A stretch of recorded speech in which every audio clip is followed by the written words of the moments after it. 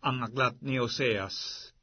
Oseas, Kabanata 1. Ang salita ng Panginoon na dumating kay Oseas na anak ni Beeri ng mga kaarawan ni Osias, ni Hotam, ni Ahas, at ni Ezekias na mga hari sa Huda, at ng mga kaarawan ni Jeroboam na anak ni Joas na hari sa Israel. Nang unang magsalita ang Panginoon sa pamamagitan ni Oseas, sinabi ng Panginoon kay Oseas, "Yumaong ka, mag-asawa ka sa isang patutot at mga anak sa patutot, sapagkat ang lupain ay gumagawan ng malaking pagpapatutot na humihiwalay sa Panginoon."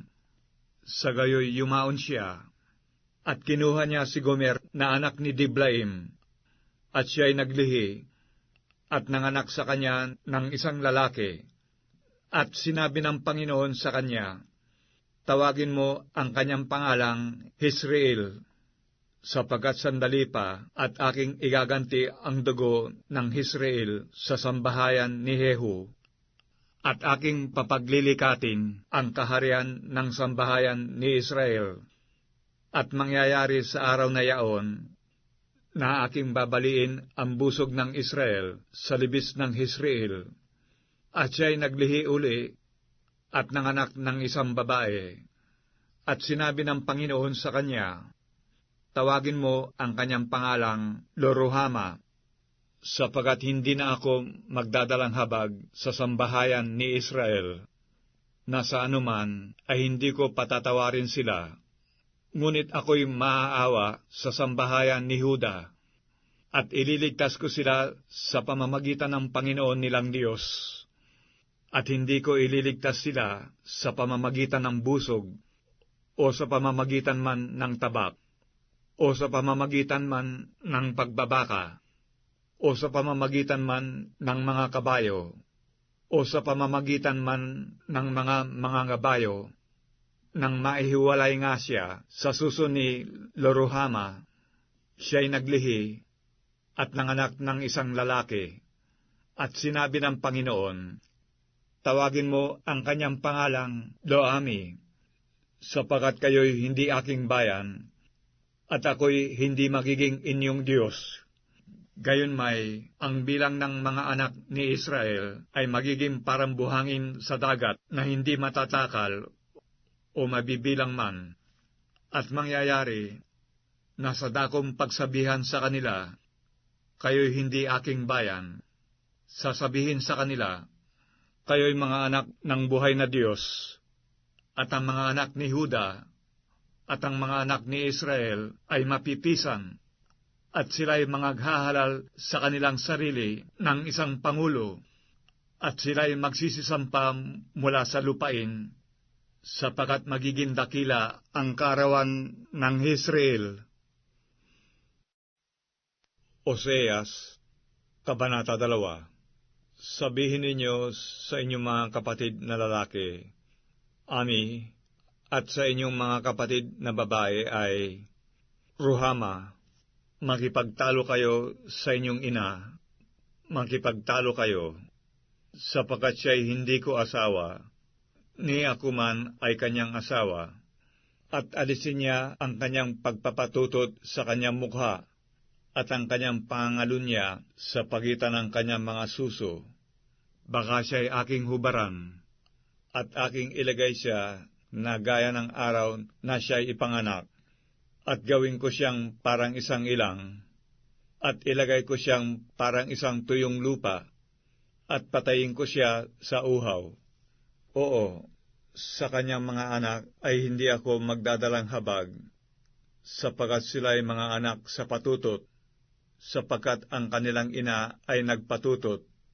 Siya na naglihi sa kanila ay gumawa ng kahiya-hiya, sapagkat kanyang sinabi, "Ako'y susunod sa mga mangingibig sa akin, na nangagbibigay sa akin ng aking tinapay at ng aking tubig, ng aking lana at ng aking lino, ng langis ko at ng inumin ko. Kaya't narito, aking babakuran ng mga tinik ng iyong daan, at ako'y gagawa ng bakod laban sa kanya, na hindi niya masusumpungan ang kanyang mga landas, at siya'y susunod sa mga mangingibig sa kanya, ngunit hindi niya sila aabutan, at hahanapin niya sila, ngunit hindi niya sila masusumpungan. Kung magkagayoy, sasabihin niya, ako'y yayaon at babalik sa aking unang asawa, sapagat naging mabuti sa akin kaysa ngayon, sapagat hindi niya naalaman na ako ang nagbigay sa kanya ng trigo, at ng alak, at ng langis, at nagpaparami sa kanya ng pilak at ginto na kanilang ginamit kay Baal. Kaya't aking babawiin ang aking trigo sa panahon niyaon, at ang aking alak sa panahon niyaon, at aking aalisin ang aking lana at ang aking lino na sana'y tatakip sa kanyang kahubaran. At ngayoy aking ililitaw ang kanyang kahalayan sa paningin ng mga mangingibig sa kanya, at walang magliligtas sa kanya mula sa aking kamay. Akin din namang papaglilikatin ang kanyang mga kalayawan, ang kanyang mga kapistahan, ang kanyang mga bagong buwan, at ang kanyang mga sabat, at lahat ng kanyang takdang kapulungan.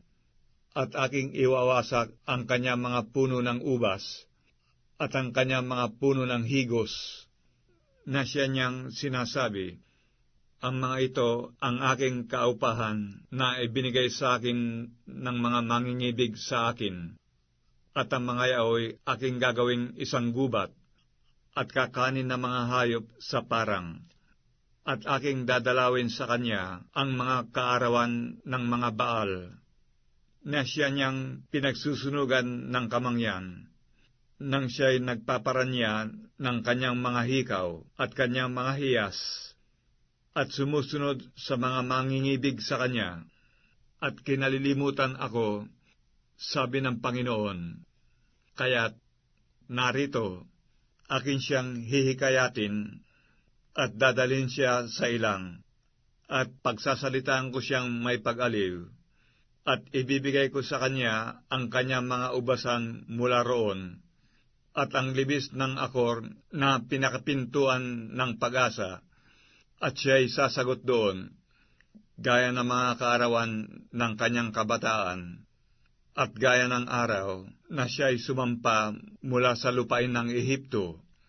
At mangyayari sa araw na yaon, sabi ng Panginoon, natatawagin mo akong Ishi, at hindi mo na ako tatawagin Baali, sapagat aking aalisin ang mga pangalan ng mga Baal sa kanyang bibig, at siya'y hindi na babanggitin pa sa pamamagitan ng kanilang pangalan. At sa araw na yaon ay ipakikipagtipan ko sila sa mga hayop sa parang, at sa mga ibon sa himpapawid, at sa mga bagay na nagsisiusad sa lupa, at aking babaliin ang busog at ang tabak, at patitigilin ko ang pagbabaka sa lupain, at aking silang pahihingaing tiwasay, at ako'y magiging asawa mo magpakailanman. Oo, magiging asawa mo ako sa katwiran, at sa kahatulan, at sa kagandahang loob, at sa mga kaawaan. Magiging asawa mo rin ako sa pagtatapat, at inyong makikilala ang Panginoon, at mangyayari sa araw na yaon, na ako'y sasagot, sabi ng Panginoon. Ako'y sasagot sa langit, at sila'y magsisisagot sa lupa, at ang lupa'y sasagot sa trigo, at sa alak, at sa langis, at sila'y magsisisagot sa Jezreel, at aking itatawag siya para sa akin sa lupa, at ako'y magdadalang habag sa kanya na hindi nagtamon ng kahabagan. At aking sasabihin sa kanila na hindi ko bayan, ikaw ay ang aking bayan, at siya'y magsasabi, ikaw ay ang aking Diyos. Oseas, Kabanata 3. At sinabi ng Panginoon sa akin, yumaong ka pa, suminta ka sa isang babae na minamahal ng kanyang kaibigan, at mangangalunya sa makatwid bagay ng gaya ng pag-ibig ng Panginoon sa mga anak ni Israel, bagamat sila'y nagsisipihit sa ibang mga Diyos at nangagkakagusto ng mga binilong pasas. Sa gayoy, binili ko siya para sa akin ng 15 putol na pilak at ng 1 homer na sibada at ng kalahating homer na sibada. At sinabi ko sa kanya, ikaw ay mapapasa akin na maraming araw. Ikaw ay hindi magpapatutot, at ikaw ay hindi na magiging asawa pa ng ibang lalaki. Kaya't ako naman ay sasa iyo, sapagkat ang mga anak ni Israel ay magsisitahang maraming araw na walang hari, at walang prinsipe, at walang hain, at walang haligi, at walang ipod o mga terap. Pagkatapos ay manunumbalig ang mga anak ni Israel, at hahanapin ang Panginoon nilang Diyos, at si David na kanilang hari, at magsisiparitong may takot sa Panginoon at sa kanyang kabutihan sa mga huling araw. Oseas, Kabanata 4. Dinggin ninyo ang salita ng Panginoon, ninyong mga anak ni Israel, sapagkat ang Panginoon ay may pakikipagkaalit sa mga mananahan sa lupain, sapagkat walang katotohanan, ni kaawaan man, ni kaalaman man, tungkol sa Diyos sa lupain. Wala kundi pagsumpa at kawalan ng pagtatapat at pagpatay, pagnanakaw, at pangangalunya. Sila'y nagsisidaluhong at nagkakabubuan ng dugo. Kaya't ang lupain ay tatangis, at bawat tumatahan doon ay manglulupaypay, kasama ng mga hayop sa parang at ng mga ibon sa himpapawid. Oo, ang mga isda rin naman sa dagat ay mga huhuli. Gayon may huwag makipaglaban ang sinuman, o sumaway man ang sinuman, sapagkat ang inyong bayan ay gaya ng nakikipaglaban sa saserdote, at ikaw ay matitisod sa araw, at ang propeta naman ay matitisod na kasama mo sa gabi, at aking papatayin ang iyong ina. Ang aking bayan ay nasira dahil sa kakulangan ng kaalaman, sapagkat ikaw ay nagtakwil ng kaalaman. Akin namang itatakwil ka, upang ikaw ay huwag maging saserdote ko. Yamang inyong nilimot ang kautusan ng inyong Diyos. Akin namang kalilimutan ang inyong mga anak. Kung paanong sila'y nagsidami, gayon sila nangagkasala laban sa akin. Aking papalitan ng kahihiyan ang kanilang kaluwalhatian. Sila'y nagsisikain sa kasalanan ng aking bayan, at inilalagak ang kanilang puso sa kanilang kasamaan. At mangyayari na kung paano ang bayan, gayon ang saserdote, at aking silang parurusahan dahil sa kanilang mga lakad, at aking gagantihin sa kanila ang kanilang mga gawa, at sila'y magsisikain, at hindi mga bubusog, sila'y magpapatutot, at hindi dadami, sapagkat sila'y nangagwalang bahala sa Panginoon. Ang pagpapatutot at ang alak at bagong alak ay nag-aalis ng kaalaman. Ang aking bayan ay humingi ng payo sa kanilang tungkod, at ang kanilang tungkod ay nagpapahayag sa kanila, sapagkat ang pagpapatutot ay naligaw sa kanila, at sila'y nagpatutot na nagsisihiwalay sa kanilang Diyos.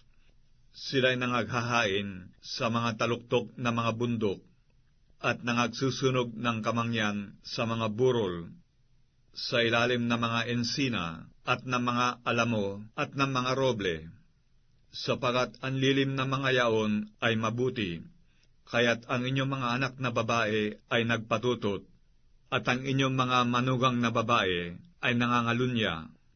Hindi ko parurusahan ang inyong mga anak na babae, pagka sila'y nagpapatutot, ni ang inyong mga manugang na babae man, pagka sila'y nangangalunya, sapagat ang mga lalaki sa kanilang sarili ay nagsisiyaon kasama ng mga patutot, at sila'y nangaghahain na kasama ng mga patutot, at ang bayan na hindi nakakaalam ay nawawasak. Bagaman ikaw, O Israel, ay nagpapatutot, gayon may huwag ipagkasala ng Huda, at huwag kayong magsiparoon sa Gilgal, ni magsisumpaman kayo sa Bet-aben, ni magsisumpaman buhay ang Panginoon, sapagkat ang Israel ay nagpakatigas ng ulo, gaya ng isang matigas na ulo na guyang babae.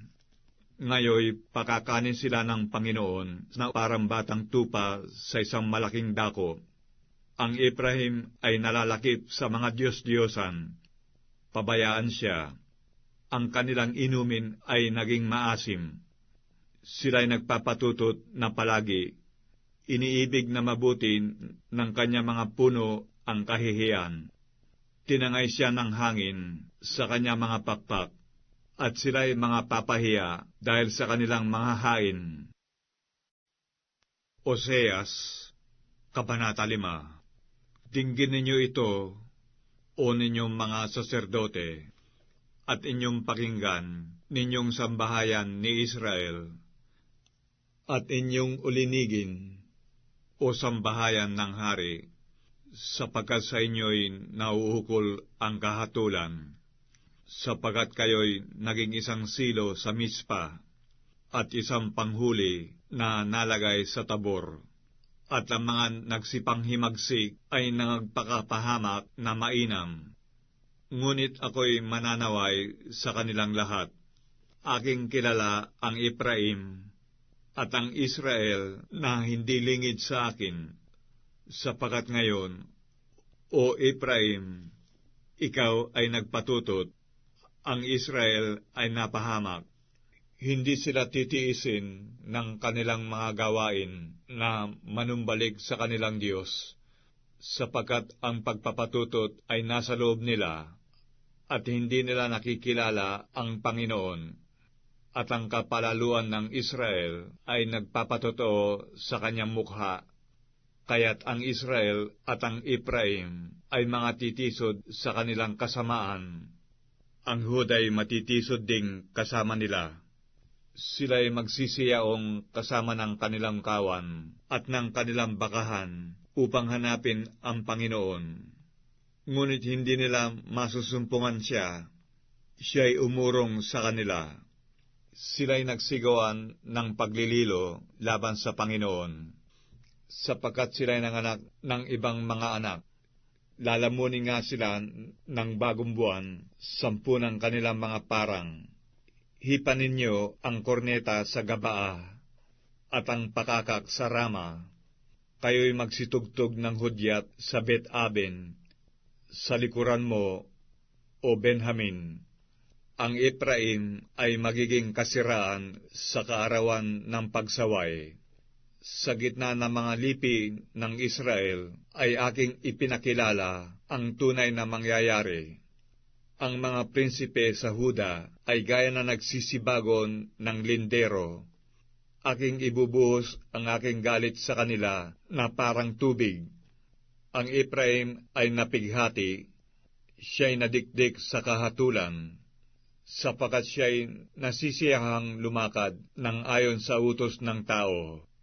Kaya't ako'y sa Ephraim na parang tanga, at sa sambahayan ni Huda na parang kabulukan. Nang makita ng Ephraim ang kanyang sakit, at nang makita ni Huda ang kanyang sugat, naparoon nga ang Ephraim sa Assyria, at nagsugo sa Haring Hareb, ngunit hindi niya mapagagaling kayo, ni kanyang mapagagaling man kayo sa inyong sugat, sapagkat ako'y magiging parang leon sa Ephraim, at parang batang leon sa sambahayan ni Huda. Ako, sa makatwid bagay ako, ay aagaw at aalis. Ako'y mag-aalis at walang magliligtas. Ako'y yayaon at babalik sa aking dako hanggang sa kanilang kilalanin ang pagkakasala at hanapin ang aking mukha. Sa kanilang pagdadalamhati ay hahanapin nila akong mainam. Oseas, Kabanata 6. Magsiparito kayo, at tayo'y manumbalik sa Panginoon, sapagkat siya'y lumapa, at pagagalingin niya tayo. Siya'y nanakit, at kanyang tatapalan tayo. Pagkatapos ng 2 araw ay muling bubuhayin niya tayo. Sa 3 araw ay ibabangon niya tayo, at tayo'y mga bubuhay sa harap niya. At ating kilalanin, tayo'y magpatuloy upang makilala ang Panginoon. Ang kanyang paglabas ay tunay na parang umaga, at siya'y paririto sa atin na parang ulan, na parang huling ulan na dumidilig ng lupa. O Ephraim, ano ang gagawin ko sa iyo? O Huda, ano ang gagawin ko sa iyo? Sapagkat ang iyong kabutihan ay parang ulap sa umaga, at parang hamog na lumalabas na maaga. Kaya't aking pinutol sila sa pamamagitan ng mga propeta. Aking pinatay sila ng mga salitan ng aking bibig. At ang inyong mga kahatulan ay parang liwanag na lumalabas, sapagkat ako'y nagnanasan ng kaawaan at hindi hain, at ng pagkakilala sa Diyos, higit kaysa mga handog na susunugin. Ngunit sila, gaya ni Adan, ay sumalangsang sa tipan. Do'y nagsigawa silang may pagdililo laban sa akin. Ang Galaad ay bayang gumagawan ng kasamaan, tigmak sa dugo, at kung paanong ang mga pulutong na mga tulisan na nagsisiyabang sa isang tao, ay gayon ang pulutong na mga saserdote na nagsisipatay sa daan na dakong Sikem. Oo, sila'y gumawa ng kahalayan. Sa sambahayan ni Israel ay nakakita ko ng kakilakilabot na bagay. Do'y nagpatutot ang Ephraim. Ang Israel ay napahamak. Sa iyo man, O Huda, may takdang paggapas, pagka aking ibabalik ang nangabihag sa aking bayan. Oseas, Kabanata 7. Nang aking pagagalangin ang Israel, ang kasamaan nga ng Ephraim ay lumitaw, at ang kasamaan ng Samaria, sapagkat sila'y nagsinungaling, at ang magnanakaw ay pumapasok, at ang pulutong na mga tulisan ay nananamsam sa labas, at hindi nila ginugunita sa kanilang mga puso na aking inaalaala ang lahat nilang kasamaan. Ngayoy kinukulong sila sa palibot ng kanilang sariling mga gawa. Sila'y nangasa harap ko. Kanilang pinasasayan ng kanilang kasamaan ang hari, at ng kanilang pagsisinungaling ang mga prinsipe. Silang lahat ay mga mangangalunya. Sila'y parang hurnong iniinit ng magtitinapay. Sila'y tumigil na magsulong ng apoy, mula sa paggawan ng masa hanggang sa umaasim. Nang kaarawan ng ating hari, ang mga prinsipe ay nagpakasakit sa pamamagitan ng tapang ng alak. Kanyang iniuunat ang kanyang kamay sa mga manduduwahagi, sapagkat kanilang inihanda ang kanilang puso na parang horno, samantalang sila'y nangag-aabang. Ang kanilang magtitinapay ay natutulog magdamag. Sa kinaumagahay, nagniningas na parang liab na apoy. Silang lahat ay nag-iinit na parang hurno, at nilalamon ang kanilang mga hukom. Lahat nilang hari ay nangabual. Wala sa kanila na tumatawag sa akin. Ang Ephraim, nakikisalamuha sa mga bayan. Ang Ephraim ay isang tinapay na hindi binalik. Nilamon ng mga taga-ibang lupa ang kanyang yaman, at hindi niya nalalaman. Oo, mga uban ay nasasabog sa kanya, at hindi niya nalalaman. At ang kapalaluan ng Israel ay nagpapatotoo sa kanyang mukha. Gayunmay, hindi sila nanumbalik sa Panginoon nilang Diyos. Nihinanap man siya nila dahil sa lahat na ito. At ang Ephraim ay parang isang mangmang na kalapati, na walang unawa. Sila'y nagsitawag sa Ehipto, sila'y nagsiparoon sa Assyria. Pagka sila'y nagsisiyaon, ay aking ilaladlad ang aking lambat sa kanila. Akin silang ibabagsak na parang mga ibon sa himpapawid. Aking parurusahan sila, gaya ng narinig sa kanilang kapisanan. Sa aba nila, sapagkat sila'y nagsilaya sa akin. Kagiba ay sumaka nila, sapagkat sila'y nagsisalangsang laban sa akin. Bagamat sila'y aking tinubos, gayunmay nangagsalita ng kasinungalingan sila laban sa akin. At sila'y hindi nagsidaing sa akin ng kanilang puso, kundi sila'y nagsiangal sa kanilang mga higaan. Sila'y nagpupulong dahil sa trigo at alak. Sila'y nanganghimagsik laban sa akin, bagamat aking tinuruan at pinalakas ang kanilang mga bisig. Gayunmay nangag-isip sila ng kalikuan laban sa akin. Sila'y nanganunumbalik, ngunit hindi sa kanya na nasa kaitaasan. Sila'y parang mandarayang busog. Ang kanilang mga prinsipe ay mga bubuwal sa pamamagitan ng tabak dahil sa puot ng kanilang dila. Ito ang magiging katuyaan sa kanila sa lupain ng Ehipto. Oseas, Kabanata 8. Ilagay mo ang pakakak sa iyong bibig. Gaya ng isang agila, dumarating siya laban sa bahay ng Panginoon, sapagkat kanilang sinuway ang aking tipan, at nagsisalangsang laban sa aking kautusan. Sila'y magsisidaing sa akin, Diyos ko, kaming Israel ay nangakakakilala sa iyo. Itinakwil ng Israel ang mabuti, hahabulin siya ng kaaway. Siya'y nangaglagay ng mga hari, ngunit hindi sa pamamagitan ko.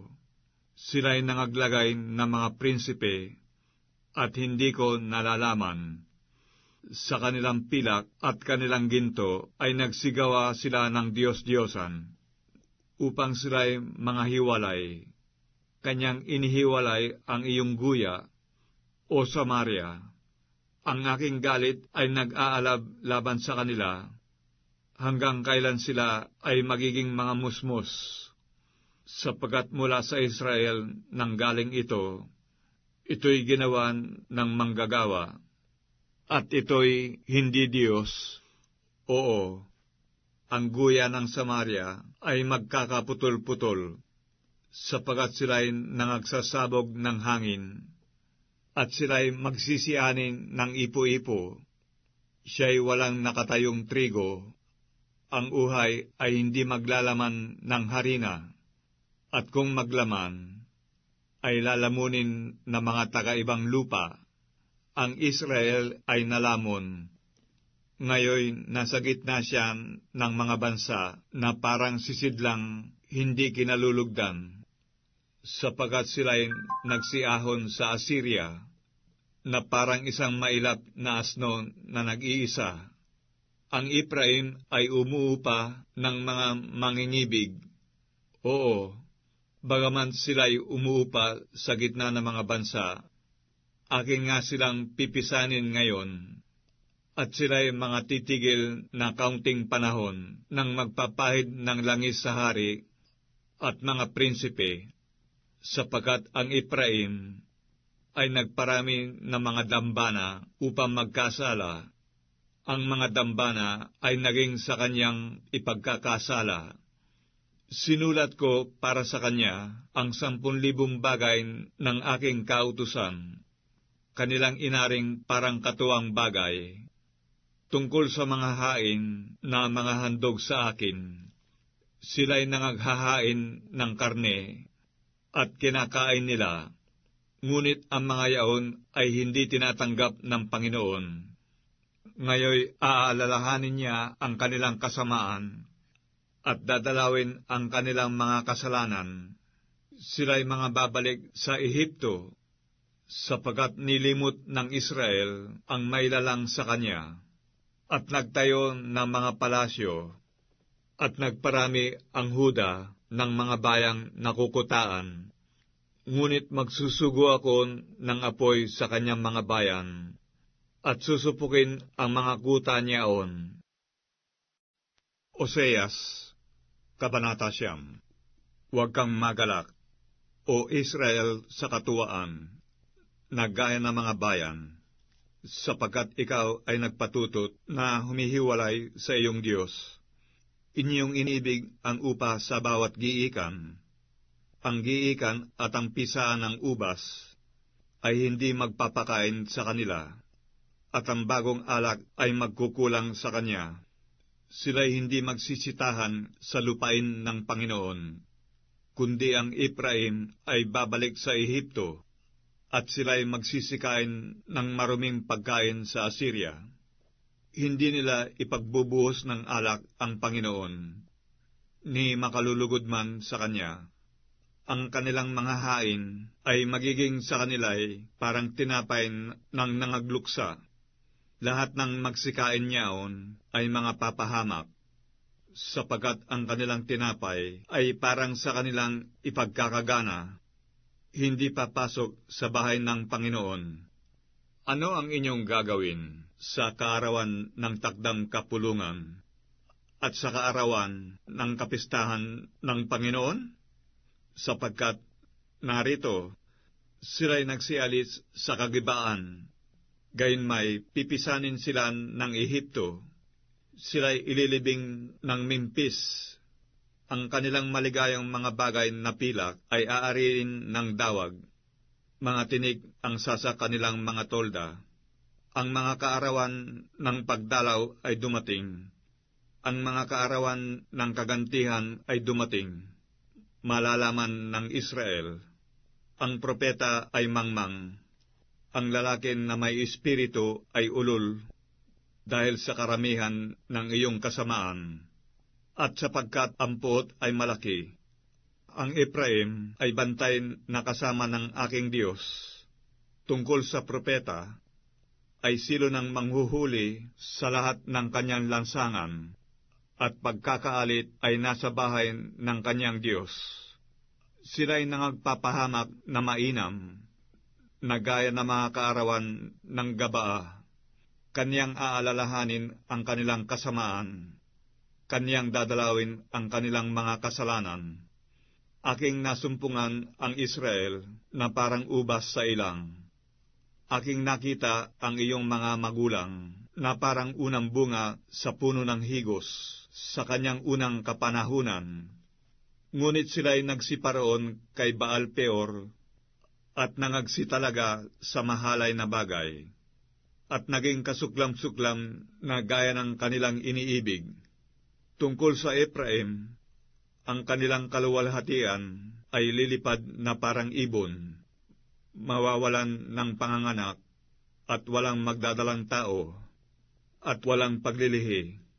Bagaman kanilang pinalalaki ang kanilang mga anak, gayon may aking babawalan sila, na walang tao. Oo, sa aba nila pagka ako'y humiwalay sa kanila. Ang Ephraim, gaya ng aking makita ang Tiro, ay natatanim sa isang masayang dako. Ngunit ilalabas ng Ephraim ang kanyang mga anak sa tagapatay. Bigyan mo sila, O Panginoon, anong iyong ibibigay? Bigyan mo sila ng mga bahay batang maagasan at mga tuyong suso. Lahat nilang kasamaan ay nasa Gilgal, sapagkat do'y kinapuotan ko sila, dahil sa kasamaan ng kanilang mga gawa. Akin silang palalayasin sa aking bahay. Hindi ko na sila iibigin. Lahat nilang prinsipe ay mapagsalangsang. Ang Ephraim ay nasaktan. Ang kanyang ugat ay natuyo. Sila'y hindi mangagbubunga, oo, bagaman sila'y nanganak, gayon may aking papatayin ang minamahal na bunga ng kanilang bahay bata. Itatakwil sila ng aking Diyos, sapagat hindi nila dininig siya, at sila'y magiging mga gala sa gitna ng mga bansa. Oseas, Kabanata 10. Ang Israel ay isang mayabong na baging, na nagbunga ayon sa karamihan ng kanyang bunga. Kanyang pinarami ang kanyang mga dambana, ayon sa kabutihan ng kanyang lupain, ay nagsigawa sila ng mga mainam na haligi. Ang kanilang puso ay nahati, ngayon mga susumpungan silang salarin. Kanyang ibabagsak ang kanilang mga dambana, kanyang sasamsamin ang kanilang mga haligi. Walang pagsalang ngayon kanilang sasabihin, kami ay walang hari, sapagat kami ay hindi nangatatakot sa Panginoon. At ang hari, ano ang magagawa niya para sa atin? Sila'y nagsasalitan ng mga walang kabuluhang salita, na nagsisusumpa ng di totoo sa paggawa ng mga tipan. Kaya't ang kahatulan ay lumilitaw na parang ahenho sa mga bungkal sa parang. Ang mga nananahan sa Samaria ay malalagay sa pangingilabot dahil sa mga guya ng Bet-aben, sapagat ang bayan niyaon ay mananangis doon, at ang mga saserdote niyaon na nangagagalak doon, dahil sa kaluwalhatian niyaon, sapagat nawala roon. Dadalhin din naman sa Assyria na pinakakaloob sa Haring Hareb. Ang Ephraim ay tatanggap ng kahihiyan, at ang Israel ay mapapahiya sa kanyang sariling payo. Tungkol sa Samaria, ang kanyang hari ay nahiwalay, na parang bula sa tubig. Ang mataas na dako naman ng Aben, ang kasalanan ng Israel ay masisira. Ang mga tinig at ang mga dawag ay sisibol sa kanilang mga dambana. At sasabihin nila sa mga bundok, takpan ninyo kami, at sa mga burol, mahulog kayo sa amin. O Israel, ikaw ay nagkasala mula sa mga kaarawan ng Gabaa. Doon sila nagsitayo. Ang pagbabaka laban sa mga anak ng kasamaan ay hindi aabot sa kanila sa Gabaa. Pagkasya kong nasa, ay aking parurusahan sila, at ang mga bayan ay magpipisan laban sa kanila, pagka sila'y nagapos sa kanilang dalawang pagsalangsang. At ang Ephraim ay isang dumalagang baka na tinuturuan, na maibigin sa pag-iik ng trigo, ngunit aking pinararaan ang pamatok sa kanyang magandang leeg. Ako'y maglalagay ng isang mananakay sa Ephraim, mag-aararo ang Huda, dudurugin ng Jacob ang kanyang mga bugal. Mangaghasik kayo sa inyong sarili sa katwiran. Magsigapas kayo ayon sa kaawaan. Bungkalin ninyo ang inyong pinabayaang bukiran, sapagkat panahon na hanapin ang Panginoon, hanggang sa siya'y dumating, at magdalan ng katwiran sa inyo. Kayo'y nangaghasik ng kasamaan, kayo'y nagsianin ng kasalanan, kayo'y nagsikain ng bungan ng kabulaanan, sapagkat ikaw ay tumiwala sa iyong lakad, sa karamihan ng inyong makapangyarihang lalaki.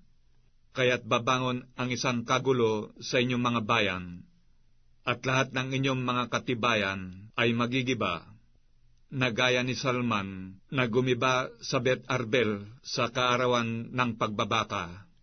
Ang ina ay pinagluray-luray na kasama ng kanyang mga anak. Gayon ang gagawin ng Betel sa inyo dahil sa inyong malaking kasamaan. Sa pagbubukan liwayway, ang hari ng Israel ay lubos na mahihiwalay. Oseas, Kabanata 11. Nang bata pa ang Israel, aking minahal siya, at tinawag kong aking anak mula sa Ehipto. Lalo silang tinawag na mga propeta, ay lalo namang silang nagsihiwalay sa kanila. Sila'y nangaghahain sa mga baal at nangagsusunog ng mga kamangyan sa mga larawang inanyuan. Gayunmay aking tinuruan ang Ephraim na lumakad. Aking kinalong sila sa aking mga bisig, ngunit hindi nila kinilala na aking pinagaling sila. Akin silang pinatnubayan ng mga tali ng tao, ng mga panalin ng pag-ibig, at ako'y naging sa kanila ay parang nag-alis ng paningkaw sa kanilang mga panga. At ako'y naglagay ng pagkain sa harap nila. Sila'y hindi babalik sa lupain ng Ehipto, kundi ang taga-Assyria ay magiging kanilang hari, sapagkat sila'y nagsisitangging manumbalik sa akin, at ang tabak ay lalagak sa kanilang mga bayan, at susupukin ang kanilang mga halang, at lalamunin sila, dahil sa kanilang sariling mga payo, at ang aking bayan ay mahilig ng pagtalikod sa akin. Bagaman kanilang tinatawag siya na nasa itaas, walang lubos na magtataas sa kanya. Paanong pababayaan kita, Ephraim? Paanong itatakwil kita, Israel? Paanong gagawin kitang parang Adma? Paanong ilalagay kitang parang Seboim? Ang aking puso ay nabagbag sa loob ko. Ang aking mga habag ay nangangalab. Hindi ko isasagawa ang kabangisan ng aking galit.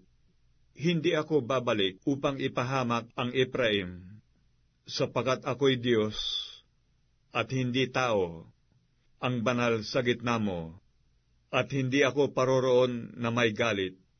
Sila'y magsisilakad ng ayon sa Panginoon, na siyang uungal na parang leon, sapagkat siya'y uungal, at ang mga anak ay magsisidating na nanginginig na mula sa kalunuran.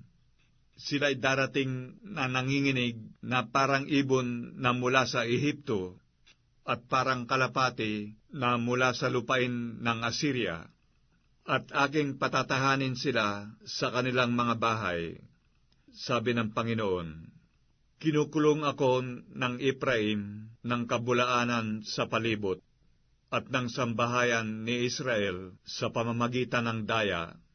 Ngunit ang Huday nagpupuno pang kasama ng Diyos, at tapat na kasama ng banal. Oseas, Kabanata 12. Ang Ephraim ay kumakain ng hangin, at sumusunod sa hanging silanganan. Siya'y laging nagpaparamin ng mga kabulaanan at kasiraan, at sila'y nakikipagtipan sa Assyria, at ang langis ay dinadala sa Ehipto. Ang Panginoon ay may pakikipagkaalit din sa Huda, at parurusahan niya ang Jacob ayon sa kanyang mga lakad. Ayon sa kanyang mga gawa ay gagantihan niya siya. Sa bahay bata ay kanyang hinawakan sa sakong ang kanyang kapatid, at sa kanyang kabinataan ay nagtaglay ng kapangyarihan ng Diyos. Oo, siya'y nagtaglay ng kapangyarihan sa anghel at nanaig. Siya'y tumangis at namanhik sa kanya. Nasumpungan niya siya sa Betel, at do'y nakipagsalitaan siya sa atin. Sa makatwid bagay ang Panginoon, ang Diyos ng mga hukbo, ang Panginoon ay kanyang alaala. Kaya't magbalik loob ka sa iyong Diyos, mag-ingat ka ng kaawaan at ng kahatulan, at hintayin mong lagi ang iyong Diyos. Mangangalakal siya na may timbangang magdaraya sa kanyang kamay, maibigin ng pagpighati. At sinabi ng Ephraim, tunay na ako'y naging mayaman, ako'y nakasumpong ng kayamanan sa lahat ng aking gawin. Walang masusumpungan sila sa akin na kasamaan. Ngunit ako ang Panginoong mong Diyos mula sa lupain ng Ehipto. Akin pa kitang patatahanin uli sa mga tolda, gaya sa mga kaarawan ng takdang kapistahan. Ako rin naman ay nagsalita sa mga propeta, At ako'y nagparamin ng mga pangitain, at sa pangangasiwan ng mga propeta ay gumamit ako ng mga talinhaga. Ang galaad bagay kasamaan? Sila'y pawang walang kabuluhan. Sa Gilgal ay nangaghahain sila ng mga toro. Oo, ang kanilang dambana ay para mga bunton sa mga bungkal ng bukid. At si Jacob ay tumakas na napatungo sa parang ng Aram. At naglingkod si Israel dahil sa isang asawa. At dahil sa isang asawa ay nag-alaga ng mga tupa. At sa pamamagitan ng isang propeta ay isinampa ng Panginoon ang Israel mula sa Ehipto. At sa pamamagitan ng isang propeta, siya'y naingatan. Ang Ephraim ay namungkahi ng di kawasang galit, kaya't ang kanyang dugo ay maiiwan sa kanya. At ibabalik ng kanyang Panginoon sa kanya ang kakutyaan sa kanya. Oseas, Kabanata 13. Nang magsalita ang Ephraim, ay nagkaroon ng panginginig. Siya'y nagpapakalaki sa kanyang sarili sa Israel. Ngunit nang siya'y magkasala tungkol kay Baal, ay namatay siya. At ngayon nangagkasala sila ng higit at higit. At nagsigawa sila ng mga larawang binubo sa kanilang pilak, mga Diyos-Diyosan na ayon sa kanilang unawa. Lahat ng yaon ay gawa ng mga manggagawa. Sinasabi nila tungkol sa mga yaon, magsihalik sa mga guya ang mga tao na nangaghahain, kaya't sila'y magiging parang ulap sa umaga, at parang hamog na nawawalang maaga, na gaya ng dayami na tinatangay ng ipo-ipo mula sa giikan, at parang usok na lumalabas sa chimenea. Gayunmay, ako ang Panginoong mong Diyos mula sa lupain ng Ehipto, at wala kang makikilalang Diyos kundi ako, at liban sa akin ay walang tagapagligtas. Nakilala kita sa ilang, sa lupain ng malaking katuyuan, ayon sa pastulan sa kanila. Gayon sila nangabusog, sila'y nangabusog, at ang kanilang puso ay nagmalaki, kaya't kinalimutan nila ako. Kaya't ako'y magiging parang leon sa kanila, parang leopardo na ako'y magbabantay sa tabi ng daan. Aking sasalubungin sila na gaya ng oso na ninakawan ng kanyang mga anak, at aking babakahin ang lamak ng kanilang puso, at do'y lalamunin ko sila ng gaya ng leon. Lalapain sila ng mabangis na hayop. Siyang inyong kapahamakan, O Israel, na ikaw ay laban sa akin, laban sa iyong katulong. Saan nandoon ngayon ang iyong hari upang mailigtas kanya sa lahat ng iyong bayan? At ang iyong mga hukom na iyong pinagsasabihan, bigyan mo ako ng hari at mga prinsipe? Aking binigyan ka ng hari sa aking kagalitan, at inalis ko siya sa aking poot. Ang kasamaan ng Ephraim ay nababalot, ang kanyang kasalanan ay nabubunton. Ang mga kapanglawan ng nagdaramdam na babae ay dadanasin niya. Siya'y hindi pantas na anak, sapagat panahon na hindi sana siya marapat maghirap sa pagwawaksi ng mga yaon. Aking tutubusin sila mula sa kapangyarihan ng Sheol. Aking tutubusin sila mula sa kamatayan. O kamatayan, saan nandoon ang iyong mga salot? O Sheol, saan nandoon ang iyong kasiraan? Pagsisisi ay malilingid sa aking mga mata, bagaman siya'y mabunga sa kanyang mga kapatid. Isang hanging silanganan ay darating. Ang hinga ng Panginoon ay umiilang lang mula sa ilang, at ang kanyang tipunan ng tubig ay magiging tuyo, at ang kanyang bukal ay matutuyo. Kanyang sasansamin ang kayamanan ng lahat na maligayang kasangkapan. Tataglayin ng Samaria ang kanyang sala. sapagkat siya'y naghimagsik laban sa kanyang Diyos. Sila'y mga bubuwal sa pamamagitan ng tabak, at ang kanilang mga sanggol ay pagluluray-lurayin, at ang kanilang mga nagdadalang tao ay paluluwain ang bituka. Oseas, Kabanata 14. O Israel, manumbalik ka sa Panginoon mong Diyos, sapagkat ikaw ay nabuwal dahil sa iyong kasamaan. Magpahayag kayo na may pagsisisi, at magsipanumbalik kayo sa Panginoon. Sabihin ninyo sa Kanya, alisin mo ang buong kasamaan, at tanggapin mo ang mabuti. Sa gayoy, aming ilalagak na parang mga toro ang handog ng aming mga labi. Hindi kami ililigtas ng Assyria. Kami ay hindi sasakay sa mga kabayo, ni magsasabi pa man kami sa gawa ng aming mga kamay. Kayo'y aming mga Diyos, sapagkat dahil sa iyo'y nakakasumpong ng kaawaan ang ulila. Aking gagamutin ang kanilang pagtalikod. Akin silang iibiging may kalayaan, sapagkat ang aking galit ay humiwalay sa kanya. Ako'y magiging parang hamog sa Israel. Siya'y bubukam parang lila, at kakalat ang kanyang ugat na parang Libano. Ang kanyang mga sanga ay magsisiyabong, at ang kanyang kagandahan ay magiging parang puno ng ulibo, at ang kanyang bango ay parang Libano. Silang nagsisitahan sa kanyang lilim ay manunumbalik. Sila'y mga bubuhay uling gaya ng trigo, at mga mumulaklak na gaya ng puno ng ubas.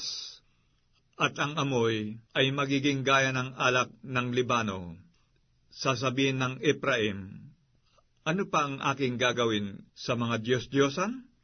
Ako'y sasagot, at aking hahalatain siya. Ako'y parang sariwang abeto. Mula sa akin ay nasusumpungan ang iyong bunga.